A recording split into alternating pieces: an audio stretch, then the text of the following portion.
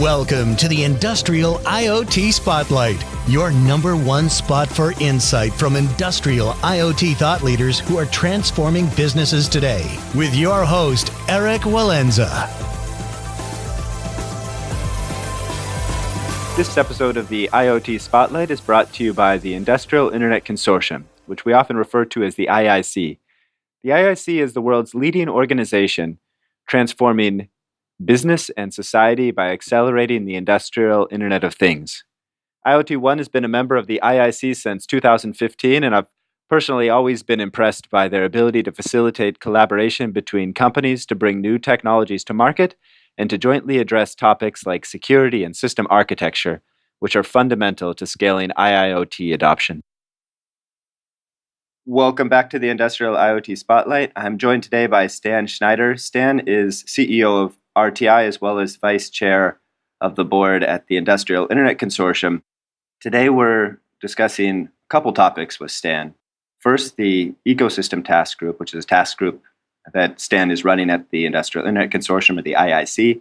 And the second is the connectivity framework. Stan, thanks so much for taking the time to speak with us today. No problem. It's great to talk with you again. Always wonderful to be involved with IoT One. I think you guys are one of the most clueful analysts out there. We try. I think we have a long way to go, but we do try, and that's the first step. Stan, before we get into kind of the IIC, just can you give us a quick background on RTI? Actually, the company, I think, has had a really interesting history. You've kind of ridden a few waves of technology in the lifetime of the company. And how did you end up as the business you are today? I know that's kind of a big topic, but if you can just give us the quick 3-minute version to ground us. We started out as a spin-off of a lab at Stanford called the Aerospace Robotics Lab. It's actually now called the Autonomous Systems Lab. That really is focusing on autonomous, mostly flying things, but also space robots and stuff like that. And then, for a while we were trying to sell into robotics. Back then there wasn't much robotics market. Make a very long story short, the tools we had were very valuable, and we became a tools company for a while. That company did quite well.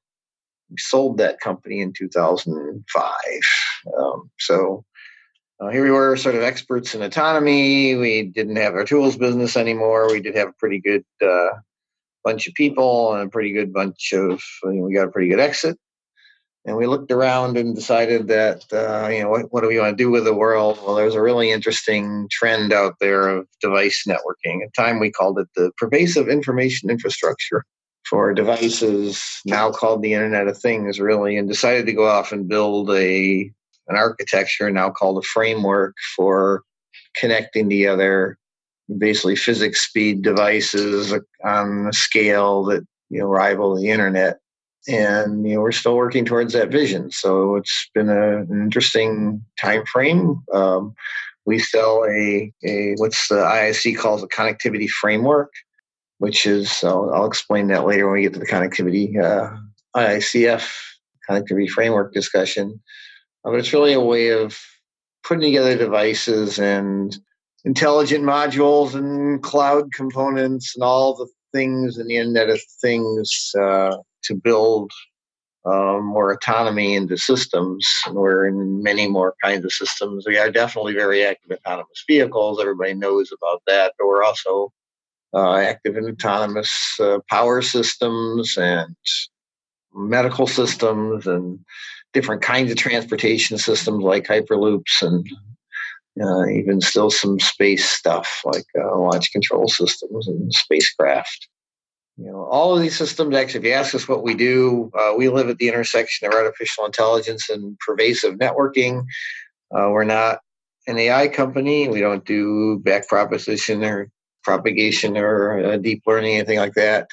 But we do take intelligent modules and we connect them into, and we're also not a networking company. We don't build networking hardware, really do what most people consider networking, connecting things together with wires and stuff. But we do allow you to take devices and connect them to intelligent modules and build smart stuff from them. And then, Stan, since the IIC was founded, I think that you guys have been one of the very early members and always very active. Every meeting that I go to, you're there, a couple people from your team are there. Why are you investing so many resources from yourself and your team in the IIC? What's the value that you see out of kind of being part of this community as opposed to just plugging away, building technology and selling? So we very much believe in the Internet of Things, especially what we call the edge autonomy branch of the Internet of Things. I think it really is the future of technology. The thing that's holding it back right now, from our point of view, is pretty clear. It's just confusion. People don't understand what the different technologies do. They don't understand what opportunities are for their businesses in this market. They do see the disruption. There's a lot of fear out there, but there's not a lot of understanding how you can mitigate that fear and turn it into an opportunity for the future. The organizations out there that, we're actually in 17 different consortia. IIC is just one of them. It happens to be the biggest one, and it's certainly the biggest one that's horizontally focused. For us, we were already trying to build this device network. The IIC came along and really created a market. I give it full credit for creating the industrial Internet of Things market. The Stanford Business School definition of a market is a group of consumers with similar needs who communicate, can exchange. And, back before the IIC, we had lots of projects, sort of independent projects that were not very well defined together in many different markets. And the IIC was the first place with the horizontal breadth and the technical depth that you could go in and actually talk about how a controller works for a CT scanner versus a vehicle versus a factory automation system versus a power system renewable plant. And that really caused a place where people could meet and discuss all these kinds of things together. It's an ecosystem first. And we got excited about this. Perfectly fits our vision, and we should go invest in this so we can help resolve that confusion and build the market, which is also sort of why I started the Ecosystem Task Group, which is one of your topics in the future. Yeah, why don't we cover that one before we get into the framework? I mean, one of the things I really like about your work with the Ecosystem Task Group is that you really make an effort to get the smaller companies involved. And, I guess naturally a lot of people probably think that the IIC or not the IIC, but the industrial internet market is naturally going to be dominated by some of the very large technology companies because they have, this legacy infrastructure in place. They have the R&D to really go deep and, kind of technology stacks that allow them to already connect, systems, whereas smaller players have to kind of figure out where does my technology plug into a quite complicated system. And you're really making an effort to get these guys involved in real business activities, outside of the research lab. Give us a little bit of background. How did this get kicked off, the Ecosystem Test Group? First of all, there's lots of different kinds of companies, organizations in the IIC. There's big companies, there's small companies, there's research universities, there's governments, there's nonprofits, all sorts of things. It's a real mix of organizations. Most of the organizations joining the IIC really have a pretty long-term viewpoint. They're trying to create standards and technologies that they can build multi-billion-dollar businesses down the line, where down the line is 5, even 10 years out. Small companies obviously can't work on that kind of time scale. And I still am the steering committee representative for small companies. I was trying to find a way for small companies to leverage the IIC into a couple different directions, partnerships and awareness. And I think, IIC is really a very rich ecosystem. RTI has built lots of great partnerships there. We thought maybe we could find a way to make that a little more available to companies that didn't invest quite so much as we did. And so that was really the genesis of it, is, create an organization whose main purpose is to allow the members to monetize their investment in a couple of years rather than 5 or 6 or more years. If you look at the IIC and what it really does, it's doing 3 things. First of all, it's an ecosystem where organizations can cooperate and compete, build competitive positions and build partnerships and go-to-market plans with other companies. The market's too big for anybody to take it on alone. So that's the first thing. The second thing is it actually is putting together guidance that I'm sure you want to talk about here, but how should you actually build your systems with all the technical experts? And the last thing is doing is test beds, actually prove that the guidance and the ecosystem work. So the ecosystem task group really does two things. The first is really just a match service. We hold a session called IIC Connect at the face-to-face meetings where you can sign up for slots to talk to other companies. It's a great place to spend 20 minutes really digging into what somebody else does. So if you're a small company, you can try and find partners or uses of your technology. And if you're a large company, you can get to know better what's going on in test beds or what the technology trends are. So that's one service. The other thing we're doing, which is not released yet, which will be soon, is I think it's going to end up being called the IIC Ecosystem Directory, which is think of it as a browsable index of the IIC. And if you have Google, you can search for all sorts of things in the Internet of Things, but you have to know what to search for. And it's very difficult to know what to search for because just the connectivity world where I play, there's so many conflicting terms that you never really figure out, what a connectivity framework is or what different standards really do and all that kind of thing. So we're putting together a directory of the vendors, of the companies, not just vendors. In the IIC, it's sort of a microcosm of the entire market because the IIC is quite a broad ecosystem. When that goes live, people coming into the website should be able to figure out much quicker how the market is structured and what different types of technologies, different types of connectivity, just security. There's 400 and some odd IoT platforms out there. They all do very different things. What categories are they in? What kind of development resources are? What kind of services there are? What kind of hardware there is?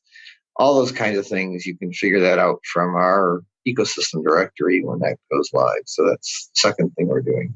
Stan, this is maybe a bit of an off topic or a higher level question, but there was a white paper report out recently called Pilot Purgatory around the IoT space and a lot of projects that were getting done kind of as pilot projects, relatively small scale, and then were, for various reasons, not ramping up. And I think some of the reasons are directly related to connectivity and the challenges that companies have in figuring out how to scale connectivity. But where are you seeing that today? I mean, obviously RTI is doing well. You're growing the business. Other companies also are are growing their businesses.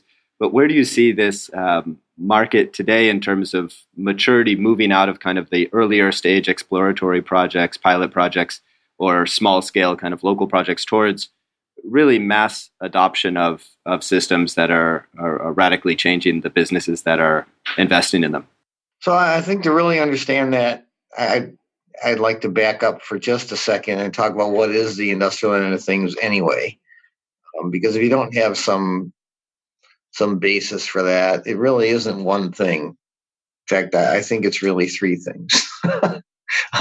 You could argue it's 303 things, but there's three big categories of things out there that this isn't from the IIC, this is more from my own observations. But the first category of things RTI, I suppose, calls device monitoring, and that's the entire consumer Internet of Things fits in device monitoring, where you have a single device, it talks to a single cloud service or IoT platform.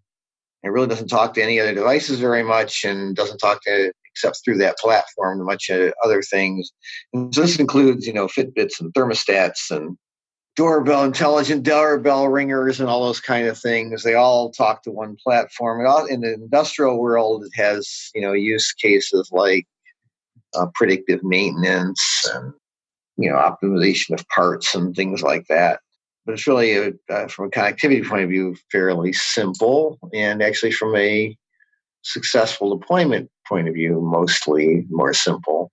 The next one is we call analytic optimization. You take a plant, you put thousands of sensors on it, you collect all that data, get it up to the cloud, and then analyze it to optimize it so you can make the plant run better. It's quite a different use case. There's a lot of different things for that, a whole other bunch of IoT platforms that do that kind of thing. And then the last thing, what we work on mostly is we call edge autonomy, where the real action isn't between devices and the cloud at all. It's between devices and the edge. And the cloud may well be part of that, but you're really building something that's smarter and more active out in the field. You're thinking about pilot purgatory. I mean, there's pilot purgatory in every industry. If you follow the Gartner hype cycle, everybody thinks the next technology is going to solve everything instantaneously. And then when you find out that that doesn't quite work, you fall into what they call the trough of disillusionment. I definitely think there's some of that going on, especially in the consumer IoT space. People see that as negative. I see that as an absolutely necessary step to the next phase of the market, and an excellent thing, because the ones that aren't in purgatory are doing quite well and building entirely new directions. So yes, about RTI, we have quite a bit of traction, mostly in things that have some very compelling reason to get better that often has nothing to do with the Internet of Things. So an example of that's autonomous cars, but also renewable generation, renewable integration into the grid, which is very compelling, but doesn't work well today because it's not smart enough. Solving some of the problems with hospital error with intelligent connected medical devices. And these are actually going after real problems, not just optimizing something to make it a little bit better. A lot of the pilot purgatory is it's expensive to build these new systems. And if you're just trying to optimize it or, do something that's a little bit better than the old way, you have to get the costs down pretty low and the technology to be pretty reliable and easy to do before you realize that benefit. I believe the benefits are there, but you got to expect some missteps. In the areas where you're really creating something new rather than optimizing something old, I think there's certainly many pilot autonomous vehicles, for instance, that aren't going to make it, but that is such a change in the way the world works that it's quite compelling to get through the pilots to the next stage of development. I don't know if I answered your question, but yeah, no, I think that makes sense. And I mean, you're right that pilot purgatory is something very natural to new technologies and not necessarily a bad thing. It's just a matter of the technology working its way through development and the learning cycle. In this market, maybe we turn now to the connectivity framework. I think connectivity is one of the areas that needs to be refined in order to make some of these more mass market adoptions feasible. So a lot of solutions that look good on paper and maybe in the marketing materials, when they're actually deployed, don't meet expectations because of the challenges in actually moving data between the edge and the systems on kind of the very diverse set of legacy environments that are out in the world. And so finding a way to standardize this so that we can actually move information around cost effectively and reliability is very, very high priority. Give us, maybe before we get into any detail, just a high level background into the connectivity framework. What was the impetus behind putting together minds and developing this? So our first goal was really just to analyze all the standards out there and understand how they were the same and different. And I actually wrote a paper that said, we're going to plot the requirements against what the standards can do. We even had 10 different dimensions of requirements. And then when you've done with that, you should be able to understand which standards could solve your problem. Then you pick a standard based on other factors, but at least you've narrowed it down. And then we spent 3 years and got everybody together to really analyze this. And everybody means many different companies, proponents of the various different standards. We did a lot of deep analysis, and we came to what I found the shocking conclusion that people are still coming to grips with out there. The space is unbelievably immense. and the use cases are very, very big. And all these standards that you've heard, the alphabet soup of standards, they're so different, there's almost no overlap. After going through this, before this, there's still a lot of debates online about all the different, this standard's better than that standard. I've come to the pretty strong conclusion that they don't overlap at all. And if you're in business and trying to build something, you really should spend a lot more time understanding the standards before you try to choose one. Because if you just choose something that you're familiar with, you're probably going to go the wrong direction. You really need to understand what they do differently. And the differences are so big that I can ask you just a few questions for any application and figure out which standards you should use in almost no time. And we actually have papers on that. We're actually building an online tool to help you just select which one there is. So, it's really a pretty surprising outcome, but I think it's quite true that just a few questions, even just your vocabulary, do you know what a work cell is? If you know what a work cell is, you probably should be looking at OBCUA. Do you have more than 10 software engineers? If you have that, pretty good chance if you're looking at DDS. It's really that simple. They're so far apart that it's pretty easy to do a pretty good job selecting the one that's going to fit your application the best. So that's pretty surprising conclusion, and I think it's backed up by a lot of really good technology and science and studying. So that's the fundamental thing. The other thing, because they are so far apart, we ended up putting together an architecture for the eventual real industrial Internet of Things needs to be able to integrate multiple standards. So we put together an architecture for doing that in a sensible way. It's now called the core connectivity architecture. So I guess the first challenge would be understanding the correct standard for your application. But I think often the challenge that is very difficult to solve, a good amount of research is not necessarily going to solve today, is how to deploy a solution across an environment that uses many different standards. And even if you're just looking at the factory floor, this can be, it's incredible that, some of the questions are, well, we have some sensors. You're telling me you have an IoT platform. Can you get the data from our sensors to your platform? That's a very fundamental action, but in many cases that seems to be a bottleneck to actually deploying a relatively straightforward solution. How are you addressing this? I think this is incredibly important, but it's not easy. It's not easy because there's technical challenges, but there's also, I think, a lot of businesses that have done very well by owning particular verticals and kind of controlling who which technologies are able to access into those environments by kind of controlling the standards. So there's also some business aspects that are challenging, or some strategic aspects with some of the legacy companies. How do you address that component through this framework? Let's take it from the IIC perspective. From the IIC perspective, we're trying to provide a vocabulary and clarity. I believe the number one thing holding back the industrial Internet of Things is confusion. We're just trying to provide enough clarity that you can navigate all the crazy claims out there. So there's at least 4 standards that claim they're publish, subscribe, real-time Internet of Things protocols. And it's true for all of them, but they're vastly different because they publish and subscribe to completely different things. They define real time as differently as, sub-millisecond to today. They define things completely differently. Some of them define a thing as a thermostat, and others define a thing as the entire Western grid. It's just completely different definitions. All those overloaded terms becomes impossible to navigate. So, the first thing the IIC really did is put together, okay, here's a framework, a way to analyze different connectivity technologies and at least understand what they can do that's different from the others. That was actually a pretty big piece of work all by itself. And RTI was very active in that because it's very much in our interest not to go and try and sell our product into applications where it doesn't really make sense.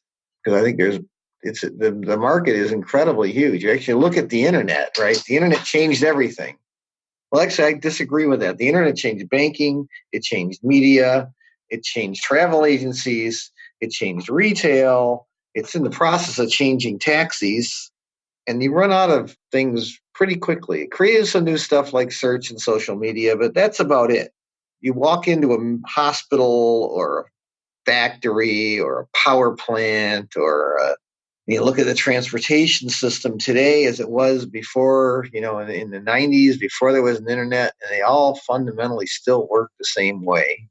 And the Internet of Things is really capable of changing all of those quite fundamentally. And, that opportunity is just amazing how much that's going to change, how many different industries. The IIC's vertical taxonomy of things we expect to be impacted by the Internet of Things fills an entire page, entire screen with about 6-point font. I can't even read it from the middle of the room.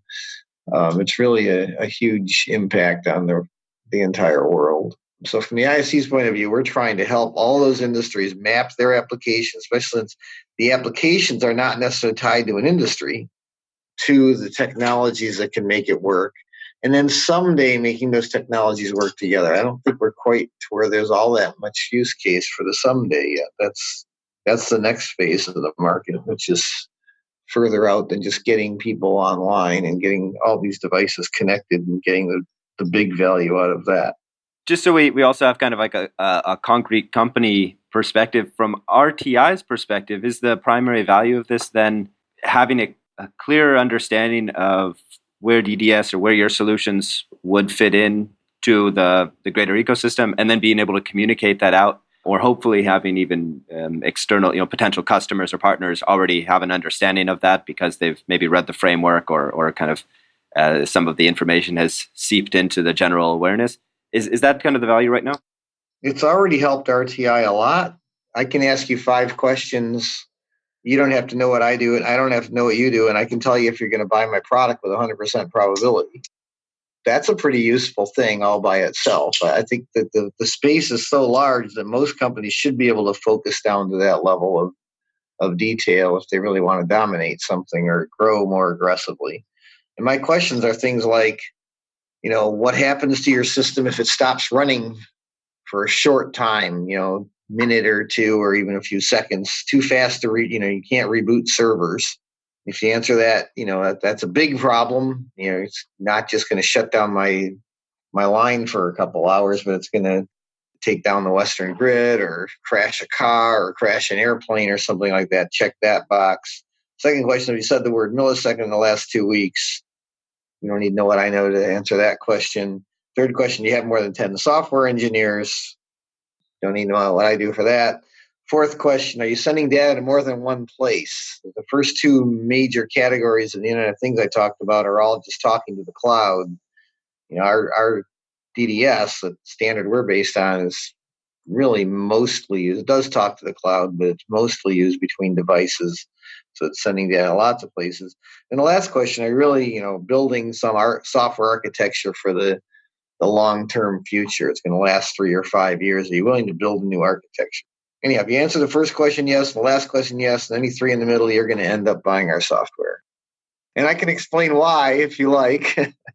I have a similar, because we're trying to, with the IIC, I have similar 5 questions for all the other standards, and I think they're pretty diagnostic. You can go through and ask these questions. They actually have a paper in the journal, in the IIC Journal of Innovation, what the questions are, and you can probably figure out which of the standards you should use.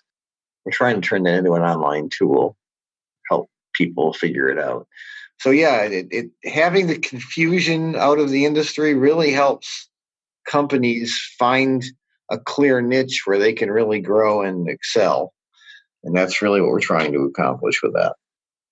That would be an excellent online tool, because I think asking somebody to read through a white paper to kind of, it's a bit of a heavy ask, but if somebody can basically go on a website and say, I'm building this solution, answer 10 questions, and then here's the 1 or 2 things that you might want to look into. Here's what you should go look at. And most of the questions are pretty simple. Do you know what ICT stands for? Just describe what you do.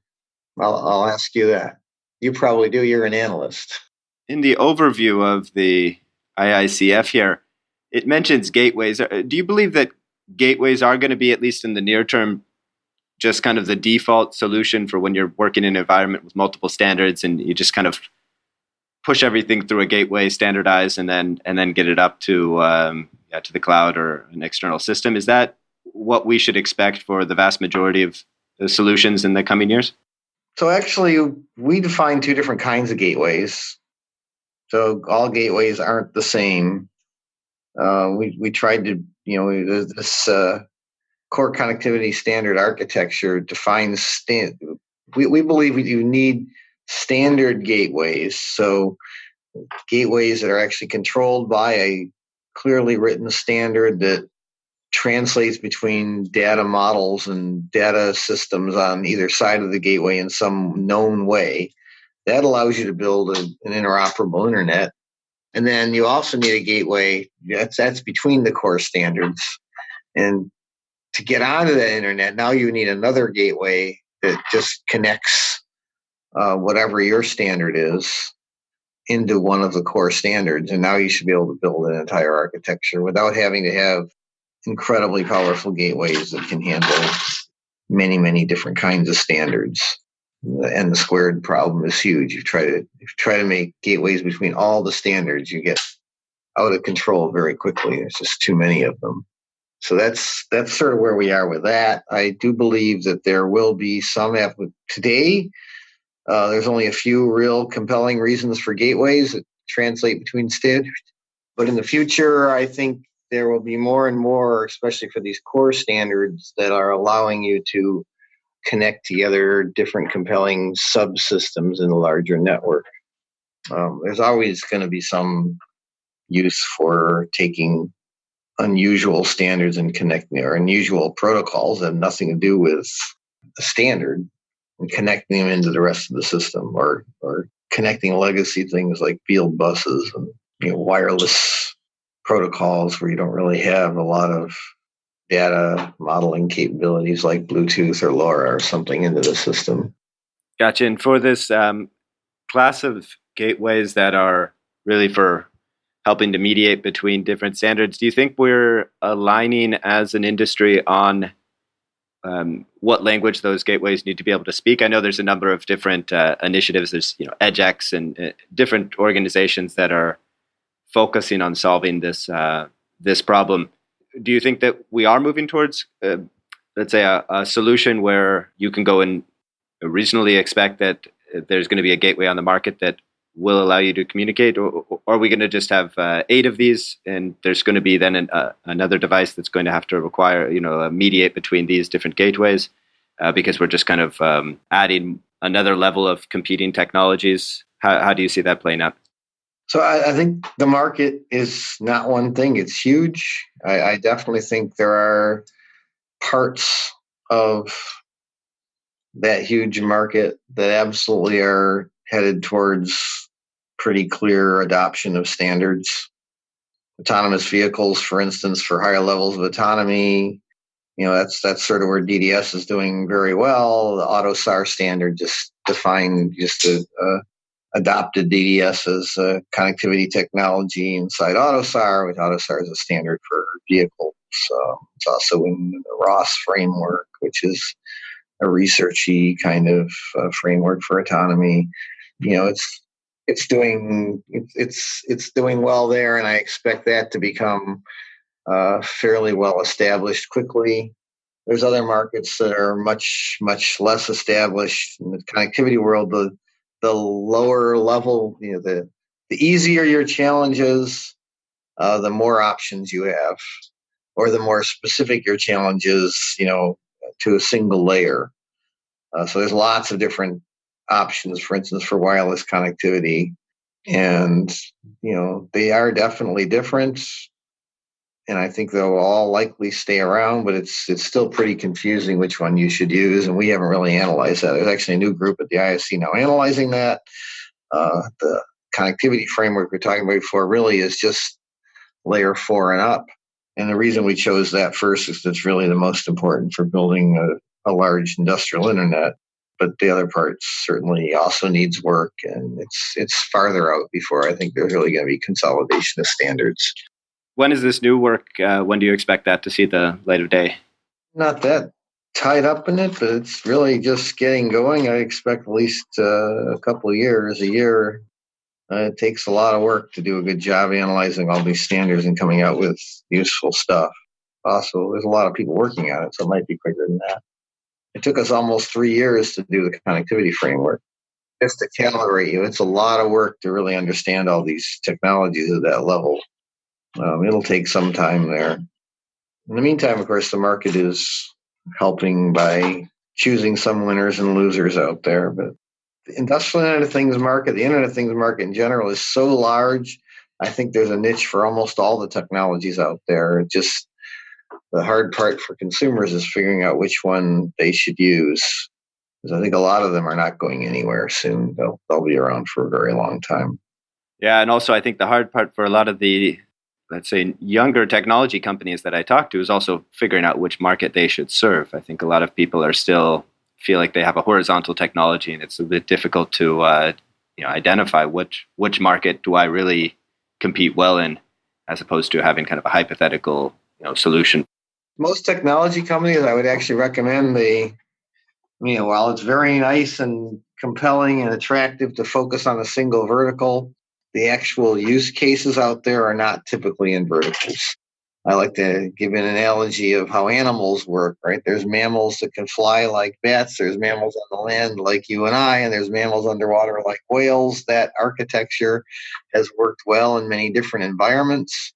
You got to decide if you want to compete in all the environments, but you certainly could compete in the environments if you do a good job of understanding where you have real advantages. Where does warm-bloodedness and intelligence play well in the animal kingdom? You aren't going to be able to go and compete, for in space with octopuses, maybe. But you can definitely find a place where you can compete in all those niches. And RTI has made the clear decision, we're going to stick with our 5 questions, and we're going to go after a use case that isn't necessarily tied to every market, but in the markets where it is, we're going to compete there.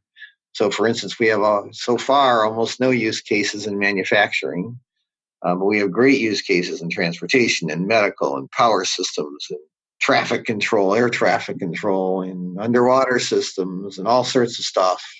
Defense systems, we can compete in all of those areas quite well. We don't really have other connectivity solutions that have anything close to the capabilities we have for large software design. That's a great point. Actually, at IoT One, we've just restructured, our online database away. Before, we were really relying on industries and functional areas, so manufacturing, R&D, and so forth. And now we're really focusing on using use cases to define, what a solution does, and that seems to actually work a lot better. I think you're right. It's a much better way to understand the industry by its technical challenges than by its traditional vertical. Very hard for people to accept that because they're very used to going to, shows that are around medical or transportation when they really should be going to shows that are around highly reliable distributed systems.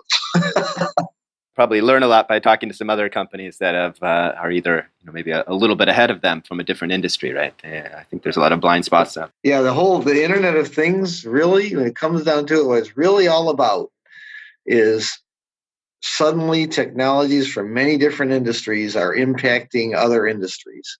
And all of the confusion is because of that.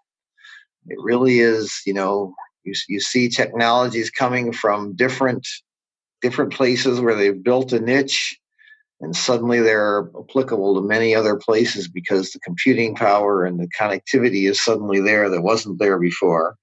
And it takes people that have been, working for 40 years in the power industry a long time to come to grips with the fact that the new technology that's really disrupting their industry came from defense or came from automotive or something like that. It's really that's the story out there that's causing all the disruption. That and the fact that software is eating the world.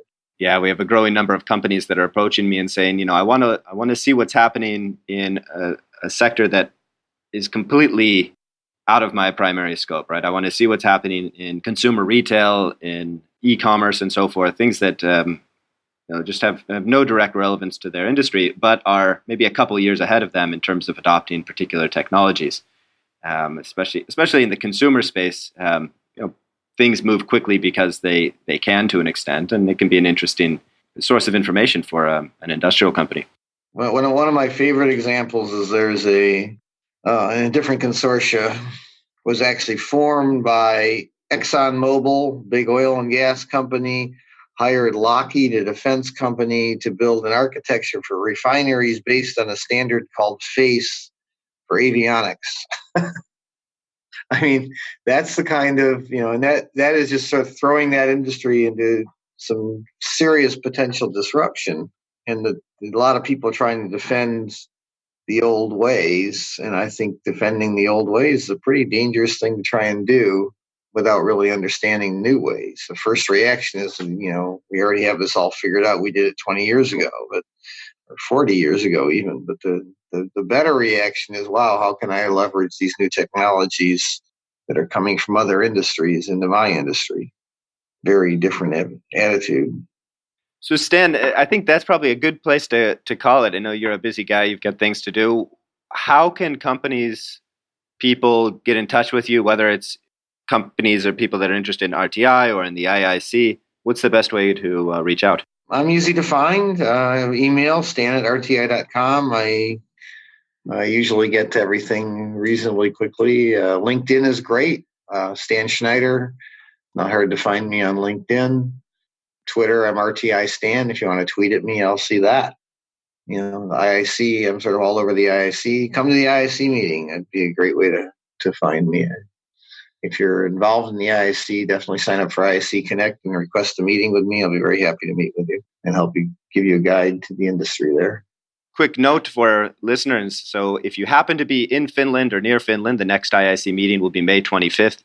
And then the Q3 will be in Chicago the week of September 14th, September 12th through 15th, that is. And then the Q4 will be in China on November 16th. And non-IIC members are welcome to stop by and meet the community. So please do make an effort. Stan, thanks so much for taking the time. Thank you very much. This episode of the IoT Spotlight was brought to you by the Industrial Internet Consortium. To learn more about their joint testbeds, white papers, and other collaborative activities, visit www.iiconsortium.org or reach out to me directly, and I'll be happy to make an introduction.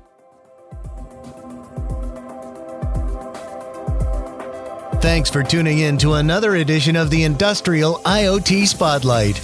Don't forget to follow us on Twitter at IoT1HQ and to check out our database of case studies on IoT1.com. If you have unique insight or a project deployment story to share, we'd love to feature you on a future edition. Write us at eric.walenza@iot1.com.